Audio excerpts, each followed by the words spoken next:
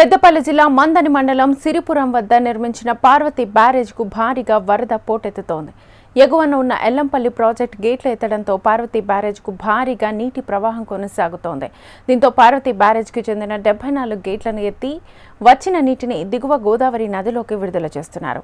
మందని మండలంలోని పలు గ్రామాల్లోని సుమారు 2000 ఎకరాల వరి పొలాలు, 700 ఎకరాల పత్తి చేన్లు పూర్తిగా వరద నీటిలో మునిగిపోయాయి.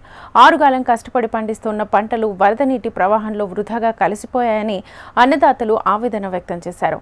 నష్టపోయిన పంటలకు పరిహారం చెల్లించాలని ప్రభుత్వాన్ని రైతన్నను కోరుతున్నారు.